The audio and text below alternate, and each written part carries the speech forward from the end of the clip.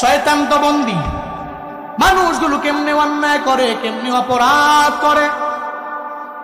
যদি মনের মধ্যে প্রশ্ন জেগে যায়, মিনাল জিন্নাতি ওয়ান নাস, শয়তান তো দুই ধরনের, একটা জিন শয়তান আর একটা মানুষ শয়তান, আছে না নাই? দেখবেন বন্ধু বিড়ি টানে না, আর এক বন্ধু বিড়িটাই না দেয়, কি মজা। আল্লাহ মদিনাওয়ালা নবী জানায় দেয়, যখন রমজান চলে আসে, আল্লাহ যখন রমজানের আভাসটা পায়, গুল্লি কথা বোয়া বন্যা, আল্লাহ সঙ্গে সঙ্গে সমস্ত জাহান্নামের দরওয়াজাগুলো বন্ধ করে দেয়। এরপরে শয়তান যে একটা আছে, বারবার আমাদের ধোঁকা দেয়, আছে না নাই? আসেনি? আল্লাহ পাক ওই শয়তানের শিকলাবদ্ধ করে দেয়, বন্দী করে দেয়।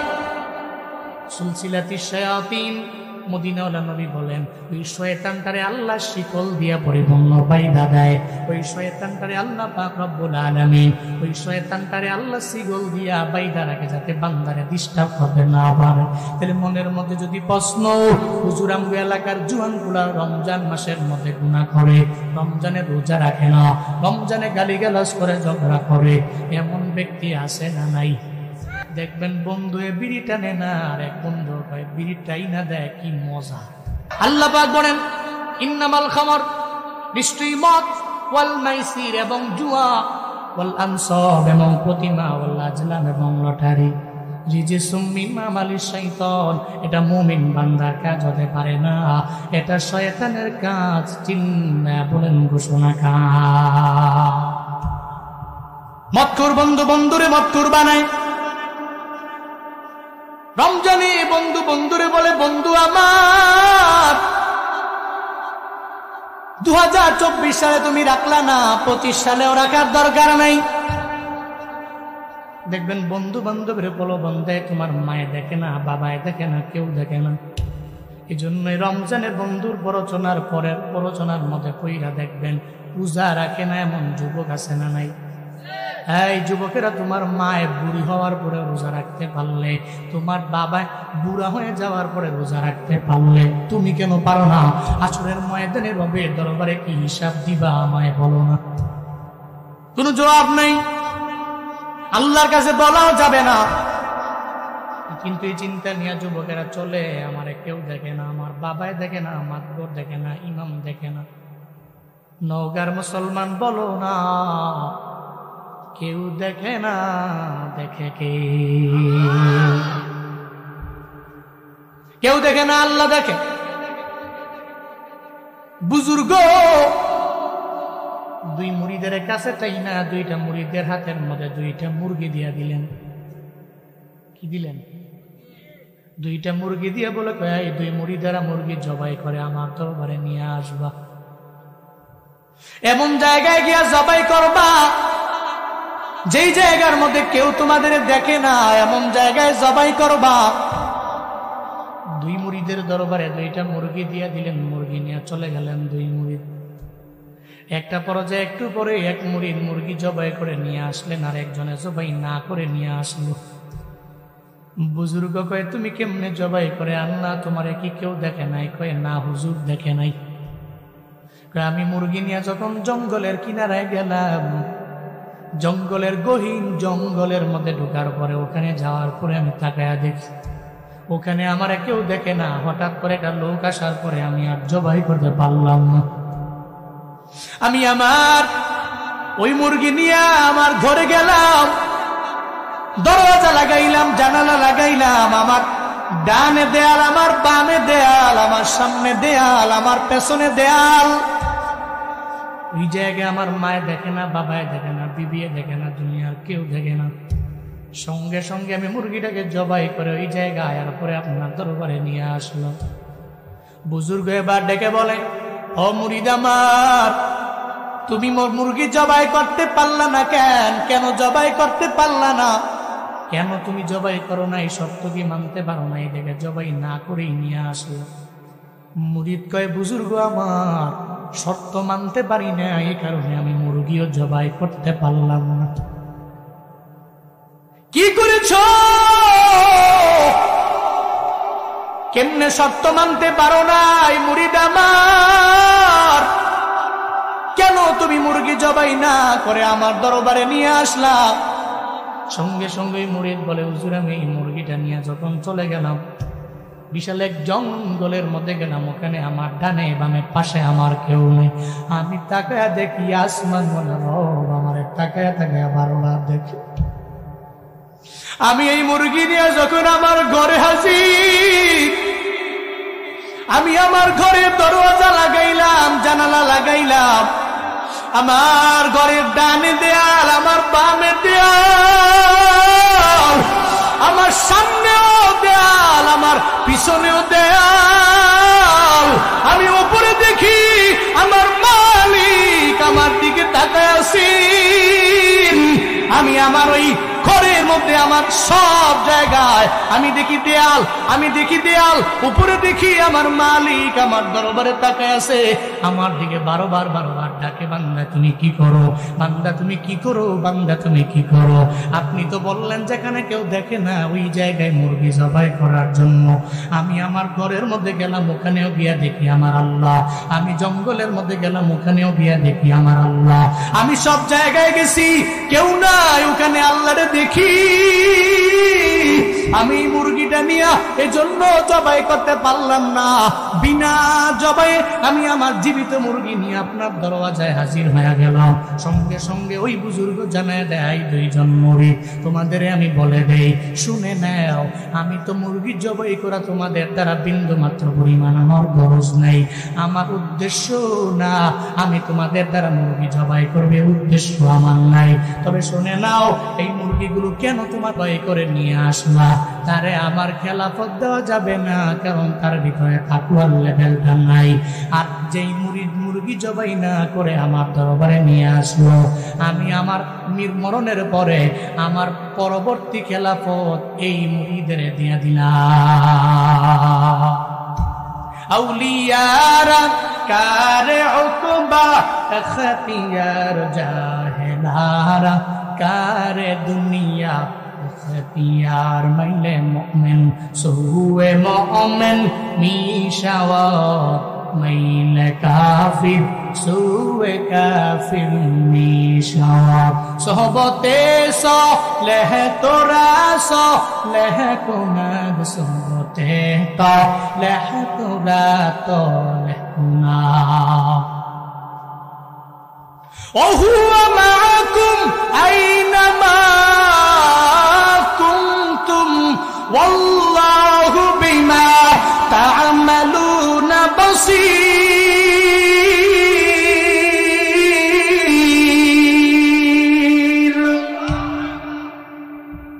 আল্লাহ পাক বলেন, তুমি যেখানে তোমার আল্লাহ তো সেখানে।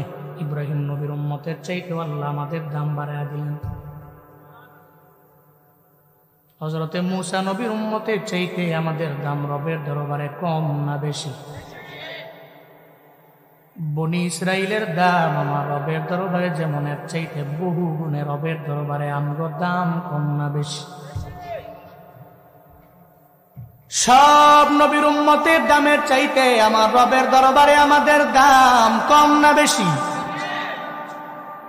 কুনতুম খায়রা উম্মাতিন উখরিজাত লিন-নাসি তা'মুরুনা বিল মা'রুফ ওয়া তানহাউনা 'আনিল মুনকার ওয়া তু'মিনুনা বিল্লাহ।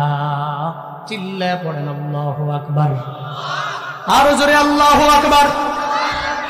আল্লাহ পাক বলেন সূরা আলে ইমরানের 110 নম্বর আয়াতে আল্লাহ জানায় দেয়, গোলাম এই মুহাম্মদ নবীর উম্মতের চাইতে দুনিয়াতে আর কোনো দামি উম্মত নাই।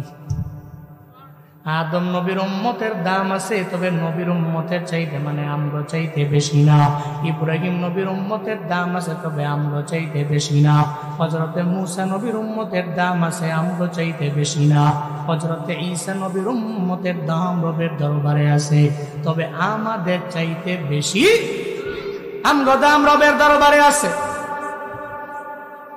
আল্লাহ বলেন তোমরা বড় দামি জাত,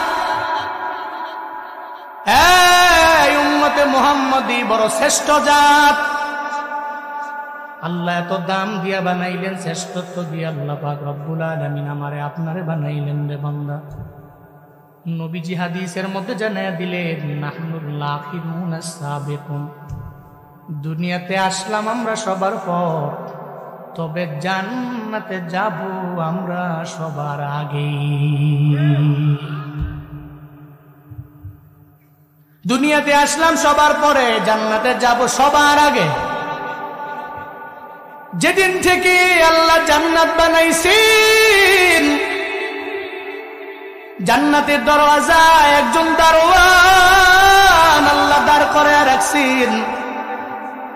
ওই দারোয়ান জান্নাতের দরওয়াজার মধ্যে দাঁড়ানো আছে একটা দারোয়ান। আল্লাহ পাক বলেছে, এই দারোয়ান, জান্নাতের মধ্যে আমার নবীর আগে আর আমার নবীর উম্মতের আগে কেউ আগে ঢুকতে পারবে না।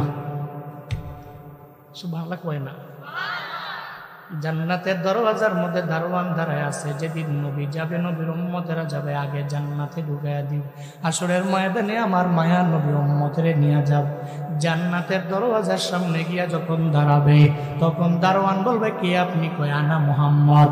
সঙ্গে কে? কয়, উম্মতেরে সুপারিশ কইরা জান্নাতে নিয়ে যাব। এটা বলতে দেরি হয়ে যাবে, সঙ্গে সঙ্গে ওই জান্নাতের দারোয়ান বলবে, ও পয়গম্বর আমার, যেদিন থেকে আল্লাহ জান্নাত বানাইছে, আল্লাহ পাক ওদিন থেকে আমারে দাঁড় করে রাখছেন। আপনার জন্য, আপনার সমস্ত উম্মতের জন্য আমি দাঁড়ায় রইলাম। এই জান্নাতের দরওয়াজা 8টা আপনার জন্য আমি খোলা রাখলাম। যান যান, ইব্রাহিম নবীর উম্মতেরা আগে যেতে পারবে না, মূসা নবীর উম্মতেরা আগে যাবে না, হযরত ঈসা নবীর উম্মতেরা আগে যাবে না গো নবী আমার। বরং আপনার জন্য এই জান্নাতের দরওয়াজা আপনার সব উম্মতের জন্য আমি আজকে জান্নাতের দরওয়াজার মধ্যে দাঁড়ায় অপেক্ষায় রইলাম। ওই দিনটা আজকে সুন্দর মহান দিন আমার দরবারে চলে আসলো। জান্নাতের 8টা দরওয়াজা খোলা, যেই দরওয়াজা দিয়ে মন চায় ওই দরওয়াজা দিয়া জান্নাতে ঢুকে যায়। আতিনা ফি দারে দুনিয়া না হাসান, আতিনা ফি দারে উকবা না হাসান, ইয়া গিয়াসুল মুস্তাগীসি নাহদিনা লবদিকারা বিল উলুমে ওয়াল গিনা, হর গরি দে নেকো তু তৈয়ার হ্যায়, জু না মাঙ্গে উস্তু তু বেজার হ্যায়। মদিনাওয়ালা নবী বলেন, সবার পরে দুনিয়াতে আসছি আমরা, জান্নাতে যাব সবার আগে। শুধু তাই না, রাহমাতুল লিল আলামিন জানিয়ে দিলেন, উম্মতেরা শুনে নাও, আরজু আন তাকুনু নিসফা লিল জান্নাহ, এই জান্নাতীরা, আরজু, আমি আল্লাহর দরবারে আশা করি, আন তাকুনু নিসফা আহলিল জান্নাহ, জান্নাত যদি, জান্নাতের মধ্যে যদি পুরা দুনিয়ার সমস্ত বান্দারা যায়, ওই 100% বান্দাদের মধ্যে 50% বান্দা আমার উম্মতের মধ্যে হবে। এর মানে জান্নাতে যদি 100 জান্নাতি ধরেন, 100 জান্নাতীদের মধ্যে 50 জান্নাতি শুধুমাত্র উম্মতে মুহাম্মদীদের মধ্য থেকেই হবে। সুবহানাল্লাহ, বাড়ি যে কইলেন, পেছনের লোকেরা তো কয়, সামনের লোকেরা কই লইল, চিল্লা এখন সুবহানাল্লাহ, আরো জোরে আলহামদুলিল্লাহ, আরো জোরে আল্লাহু আকবার। কথা বলতে হবে, আমার লগে ওয়াজ করলে, ওয়াজ শুনলে, কথা কইয়া গলা আমারও বাঙ্গল লাগবো, আমিও শুনবো, সবাই মিল না, ঠিক কিনা? সবাই কথা বলতে হবে, তাহলে আমি বুঝবো না লোকেরা ঠিক আছে, অ্যাক্টিভ আছে। জোরে কোন মারহাবা। তাহলে নবীজি বলছেন, আমি আশা করি, আরজু আন তাকুনু নিসফা আহলিল জান্নাহ, আমি আশা করি তোমরা জান্নাতীদের অর্ধেক জান্নাতি তোমরাই হবা। তাহলে আমরা যে দামি, প্রথমে কে বললেন? সূরা আলে ইমরানের 110 নম্বর আয়াতে আল্লাহ বললেন, নবীজি বললেন, আমরা আসছি সবার পরে, জান্নাতে যাব সবার আগে। আবার নবীজি বললেন, তোমরা জান্নাতীদের অর্ধেক জান্নাতি, তোমরাই জান্নাতি হবা, অর্ধেক উম্মতেরাই জান্নাতি হবা, নবীজি বললেন। তাহলে এর মানে আমরার দাম কম না বেশি? কম না বেশি? এবার আসেন, দাম এত কেন? শ্রেষ্ঠত্ব এত কেন, মর্যাদা এত কেন? মর্যাদার পিছনে এক নম্বরে আমরা সাইয়্যিদুল আম্বিয়া পেলাম।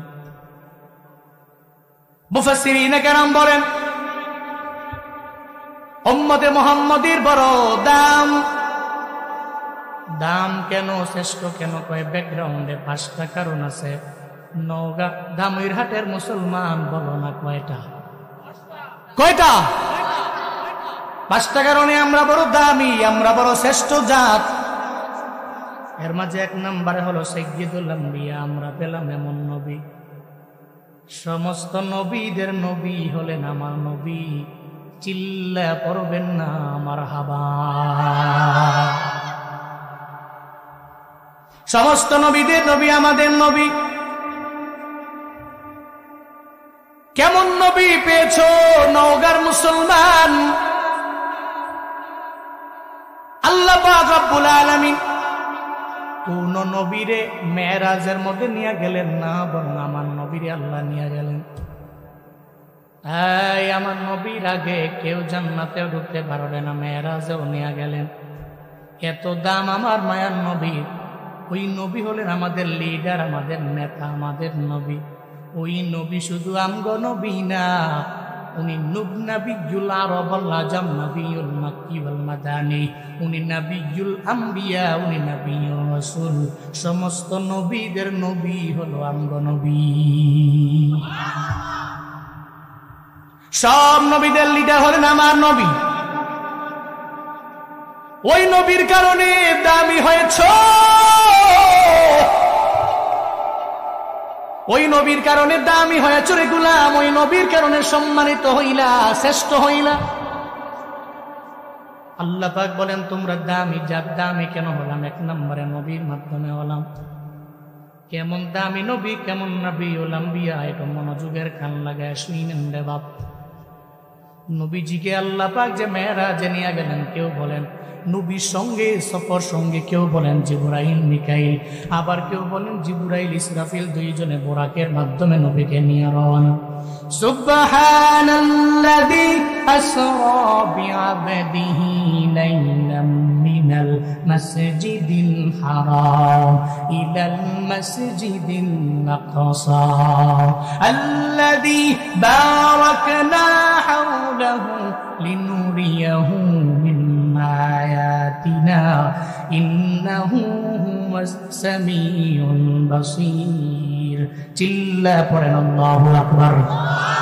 আল্লাহ পাক বলেন সুবহানাল্লাযী, পুত পবিত্র এই রব, যিনি তার বান্দারে রাতের বেলা ভ্রমণ করিয়েছেন বাইতুল আকসা থেকে, বাইতুল হারাম থেকে আকসা, মক্কা থেকে জেরুজালেম পর্যন্ত যিনি তার বান্দারে সফর করালেন। আল্লাহ পাক জিবরাইল এবং মিকাইলের মাধ্যমে মক্কা থেকে নবীরে বর্তমানে ফিলিস্তিনের জেরুজালেমের যে আকসা মসজিদ, ওই আকসা মসজিদ পর্যন্ত আল্লাহ ভ্রমণ করালেন। জিবরাইল এবং মিকাইল বুরাকের মাধ্যমে যখন আমার মায়া নবীরে নিয়ে গেলেন বাইতুল আকসায়, বাইতুল আকসায় নিয়ে বাইতুল আকসার একটা দেয়ালের মধ্যে বুরাকটাকে বাইদা ভিতরে ঢুকলেন। দিনে নাকি রাতে? হ্যাঁ, নবীজির মেরাজ দিনে নাকি রাতে? গভীর রাত। দুনিয়ার মানুষগুলো ঘুমে যখন বিভোর, ওই সময় আমার মায়া নবীর মেরাজ। রাতের বেলা গভীর রাতে আমার মায়া নবী বাইতুল আকসার মধ্যে যাওয়ার পরে তাকায়া দেখে, আকসার ভিতরে রাত গভীরে কিছু মানুষ দাঁড়ায় নামাজ পড়ে, কিছু মানুষ রুকুতে আছে, কিছু সেজদায় আছে। নবীজি অবাক হয়ে গেলেন। কই যাবে? হ্যাঁ বসা, হ্যাঁ ঠিক আছে, কল লাগবো।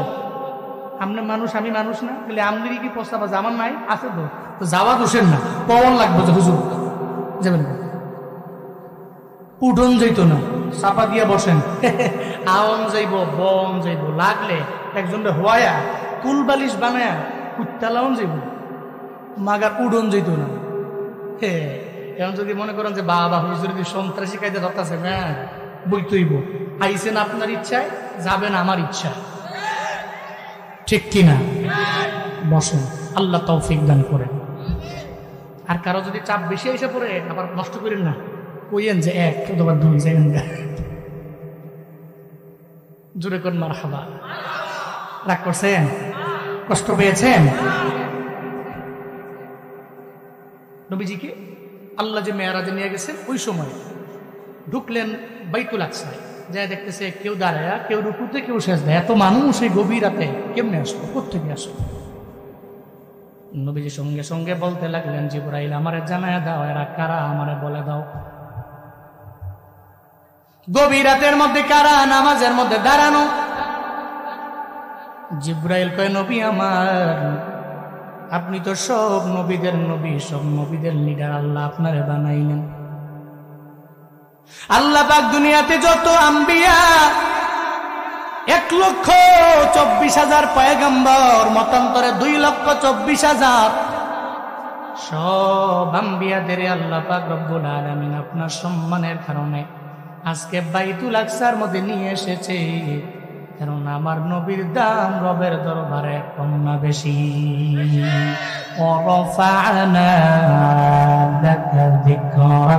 চিল্লা পড়েন আল্লাহু আকবার। সূরা ইনশিরাহ খুলেন, 4 নম্বর আয়াতে আল্লাহ পাক রব্বুল আলামিন জানাইছেন, ও পয়গম্বর, আমি আপনার জিকির বাড়াইয়া দিলাম, সম্মান বাড়াইয়া দিলাম, আপনার সবকিছু আমি আল্লাহ বাড়াইয়া দিলাম। শুধু তাই না, সব নবীদের নবী আমি আল্লাহ আপনারে বানালাম, সমস্ত আম্বিয়াদের নবী আমি আল্লাহ আপনারে বানালাম, সমস্ত মুরসালিনদের নেতা আমি আল্লাহ আপনারে বানালাম, সমস্ত রসুলদের রসুল আমি আল্লাহ আপনারে বানাইয়া দিলাম। যখন বাইতুল আকসার মধ্যে নবীজি ঢুকলেন, আমার নবীর সঙ্গে সমস্ত আম্বিয়ারা 2 রাকাত নামাজের জন্য যখন আদেশকৃত হয়ে গেলেন, একটা পর্যায়ে 2 রাকাত নামাজ কে পড়াবে, একজনে আরেকজনের বারবার বলা বলি করে। হযরতে জিবরাইল বলে, ও পয়গম্বর আমার, 2 রাকাত নামাজ পড়া লাগবে। আপনি যদি সামনে না যান, আপনার সামনে কোন নবী যেতে পারবে না। ইব্রাহিম নবী যেতে পারবে না, মুসা নবী যেতে পারবে না, হযরতে ঈসা নবী আপনার সামনে যেতে পারবে না। কোন নবী আপনার সামনে আজকে দাঁড়ানোর কোনো সাহস নাই, কারণ পয়গম্বর আপনি তো ইমামুল মুরসালিন। ও পয়গম্বর, সব রাসূলদের নেতা, বড় মায়া করে আল্লাহ আপনারে বানাইছেন। আপনার আগে ইব্রাহিম নবী যেতে পারবে না, মুসা নবী যেতে পারবে না, ঈসা নবী যেতে পারবে না, আদম নবী যেতে পারবে না, বরং সব রাসূলদের ইমাম আল্লাহ পাক আপনারে এত মায়া করে বানাইছেন। সব রাসূলদের সামনে আপনি যাবেন, এরা আপনার মুক্তাদি হবে। একটা নবীও আপনার সামনে যেতে পারবে না, কারণ আমার নবী সমস্ত মুরসালিনদের ইমাম।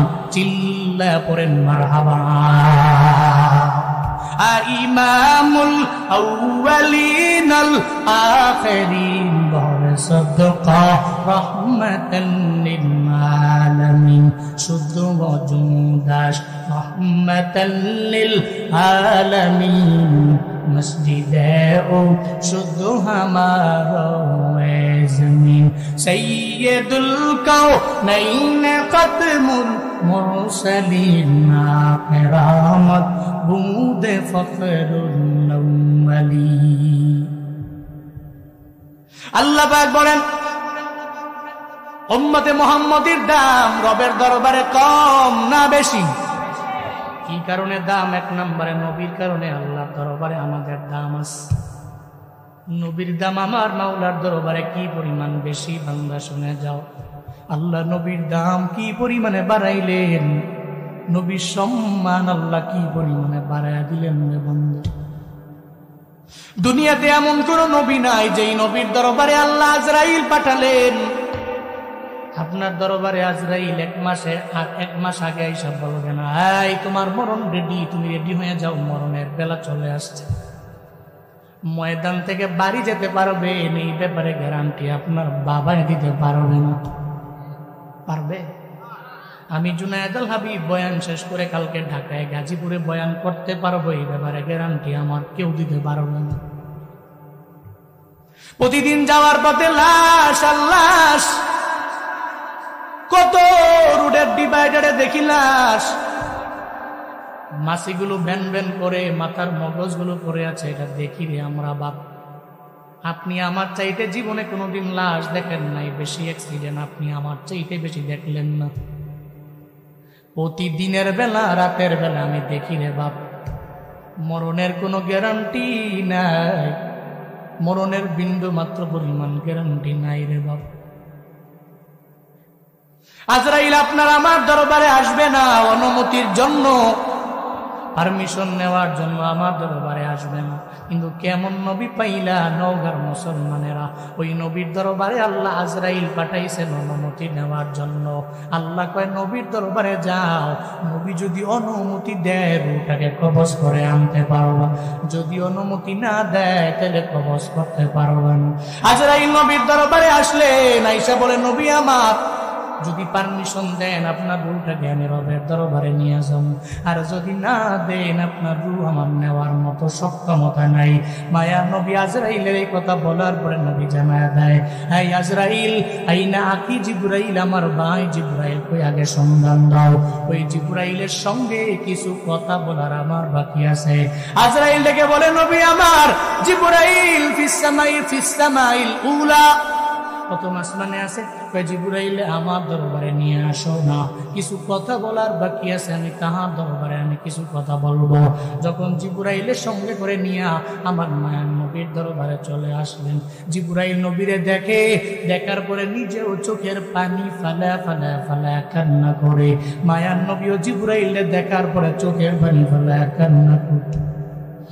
মায়ার নবী বলে জিবরাইল চোখের পানি ফালায় কেন কান্না করো, আমার বুঝে হয় না রে জিবরাইল। ওই জিবরাইলের জিন্দেগিতে কোনো গুনাহ নাই, আছে? জিবরাইল আমার রবের ইবাদত করে তাসবিহ জপে বারবার বারবার, আমার রবের সমস্ত পবিত্রতা অর্জন করে করে চলাফেরা করে, পবিত্রতার ব্যাপারে মানুষের দরবারে বলে। এরপরেও নবীরে দেখার পরে চোখের পানি ধরে রাখতে পারে না, চোখের পানি ফালায় জিবরাইল কান্না করে। মায়ার নবী দেখার পরে নবীও চোখের পানি ফালায়া কান্দেন। জিবরাইল বলে নবী আমার চোখের পানি ফালায়া কেন কান্দেন, আমার বুঝে হয় না। আল্লাহর দরবারে বড় প্রিয় ওই রবের মোলাকাতে চলে যাবেন, আপনার চোখের পানি আল্লাহ সহ্য করবে না। নবী চোখের পানি ফালায়া ফালায়া কেন কান্না করেন আমারে বলেন না। নবী কয় জিবরাইল আমি কেন কান্দি তোমারে পরে জানাইতে পারবো, তুমি জানাই দাও আমারে দেখার পরে তুমি কেন চোখের পানি ফালায়া কান্দো। জিবরাইল বলে নবী আমার দুনিয়ার সব নবীর দরবারে আমি গেলাম, আদম নবীর দরবারে আমি গেলাম, ইব্রাহিম নবীর দরবারে আমি গেলাম, ইসমাইল নবীর দরবারে গেলাম, মুসা নবীর দরবারে গেলাম, ইউনুস নবীর দরবারে গেলাম, ইউসুফ নবীর দরবারে গেলাম। দুনিয়ার এমন কোন নবী নাই যার আমার মায়ার নবীর চেহারা মুবারক জানো, কেমন সুন্দর চেহারা। আম্মা যারা আয়েশা বলেন আমার ঘরের মধ্যে যখন আমি কাজ করার জন্য আমার কাঁথা নিয়ে আমি সেলাই করতে লাগলাম, হঠাৎ করে আমার হাত থেকে ফসলে যখন আমার হাত থেকে সুইটা জমিনের মধ্যে পড়ে গেল, আমার ঘরে কোনো বাতি নাই, সঙ্গে সঙ্গে আমার মায়ার নবী আমার ঘরের মধ্যে ঢুকলেন। নবীর চেহারা মোবারকের আলোতে আমি আমার সুইটা ওই জায়গায় খুঁজে পেলাম। আল্লাহ পাক যে নবীরে মেরাজে নিয়েছেন, আসমানে যাওয়ার পরে মুলাকাত হয়েছে হযরতে ইউসুফ নবীর সাথে। সুন্দর নবী না কালো নবী? সুন্দর নবী না কালো? মায়ার নবী যখন ইউসুফ নবীরে দেখে কই নবী আপনি বড় সুন্দর নবী। ইউসুফ নবী বড় সুন্দর নবী। নওগাঁ ধামের হাটের মুসলমান, আল্লাহ দুনিয়াতে যত সৌন্দর্য দিয়েছেন সমস্ত সৌন্দর্যের অর্ধেক দিয়েছেন ইউসুফ নবীরে। চিল্লায় পড়বেন না মারহাবা। দুনিয়ার সমস্ত সৌন্দর্যের অর্ধেক সৌন্দর্য আল্লাহ ইউসুফ নবীকে দিয়েছেন। আসমানে যাওয়ার পরে নবীজি ইউসুফ নবীরে কয় আপনি তো বড় সুন্দর। সুবহানাল্লাহ কইতেন না? ইউসুফ নবী আমার মায়ার নবীরে দেখার পরে সঙ্গে সঙ্গে ইউসুফ নবী জানায়া দেয়, ও পয়গম্বর, আমি সুন্দর, ভালো ব্যাপার, ভালো কথা, তবে আমি সুন্দর আপনার চার সঙ্গে আমি জীবনেও পারবো না। আমি এমন সুন্দর হতে পারি নাই, এমন সুন্দর হতে পারি নাই। আমার চাইতেও বহু গুণে সুন্দর করে আল্লাহ পাক আপনারে বানাইছে। যিনি পৃথিবীর সমস্ত সৌন্দর্যের অর্ধেক যাকে দেওয়া হয়েছে, উনি নবীরে দেখার পরে কয়, আপনি আমার চাইতেও বেশি সুন্দর। সুবহানাল্লাহ পকেটে থুন বাড়ি যায় কয়, চিল্লায় সুবহানাল্লাহ।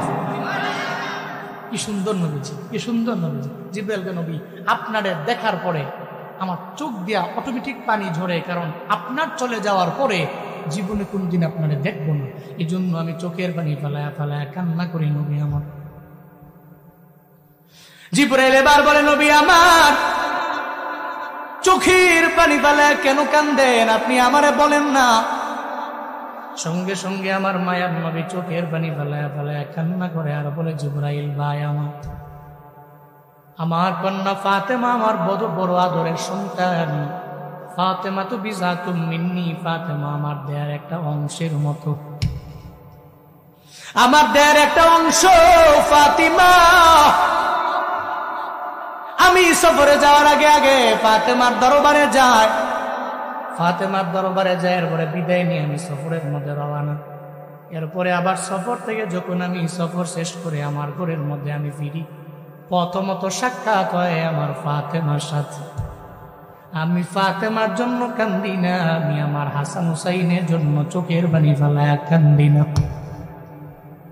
ও জিবরাইল, আমি কেন কান্দি জানো?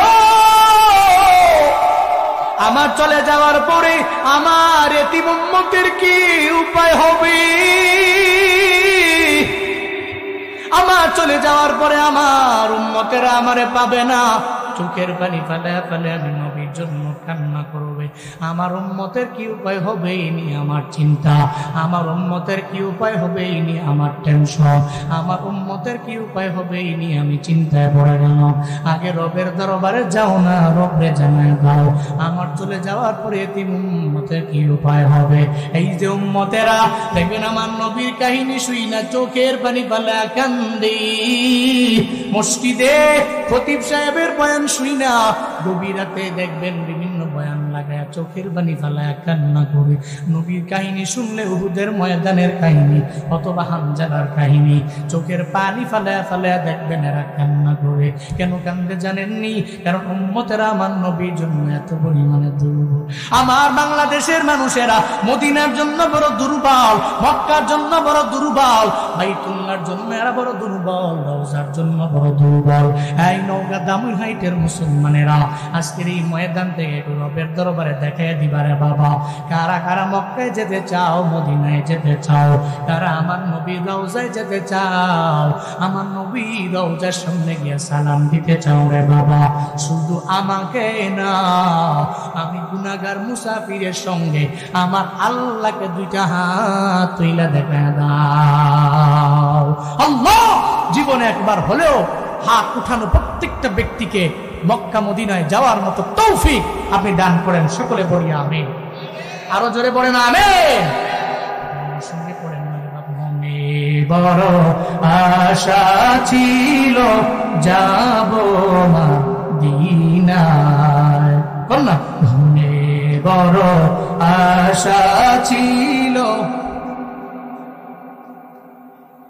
সালাম আমি করব গিয়ে, সালাম আমি করব গিয়ে নবীর রওজায়,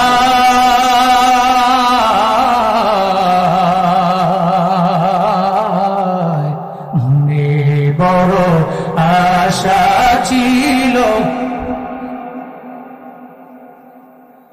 কন্যা আশিকা রাসূলরা মন থেকে মনে বড় আশা ছিল, আরব সাগর পারি দিব,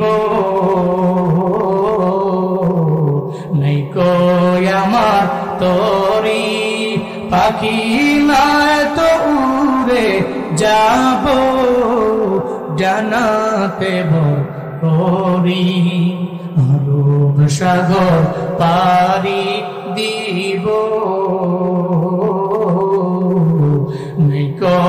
আমার তরি পাখি নাই তো উড়ে যাব জানাতে ভরি আমার আশায় আছে সম্বল নাই আশায় আছে সম্বল নাই আশায় আছি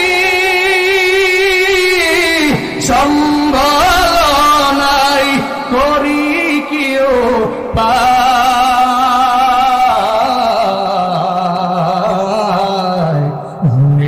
বড় আশায় আছে যাব মদিনায় বড় আশা ছিল কৌশল কইরা লইয়া যাইও কৌশল কইরা লইয়া যাইও কৌশল কইরা লইয়া যাইও সোনার মদিনা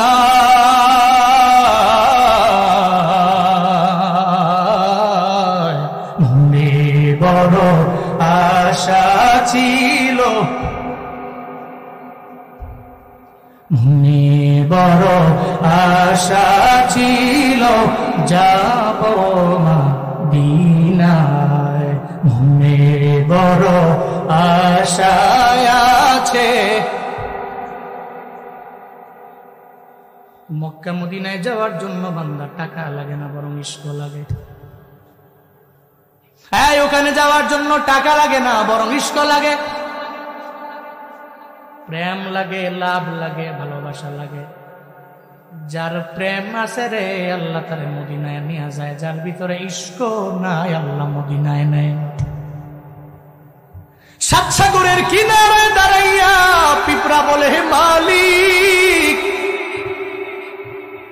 আমি পিপিলিকা আমার বিমান নাই আমার পাসপোর্ট নাই আমার ভিসা নাই আমার টানা নাই আমি জানি আমি মক্কা মদিনার মেহমান হতে পারবো না রে আল্লাহ চোখের পানি ফালে ফালে পিপিলিকাটা রবের দরবারে কান্দে আর বলে আল্লাহ আমার কি মক্কায় নেওয়া যায় না মদিনায় নেওয়া যায় না পিঁপড়া চোখের পানি ফালে কান্দে রবের দরবারে বড্ড পছন্দ হয়ে গেল আল্লাহ কয় কবুতর রুমি রহমাতুল্লাহ আলাইহি বলেন এই কবুতর আমার ওই পিঁপড়ার দরবারে যাও না তার তোমার পায়ের মধ্যে পিঁপড়ারে নেও না আর তাকে দুই দইরা ঘুরে ঘুরে মক্কা মদিনা দেখায় দাও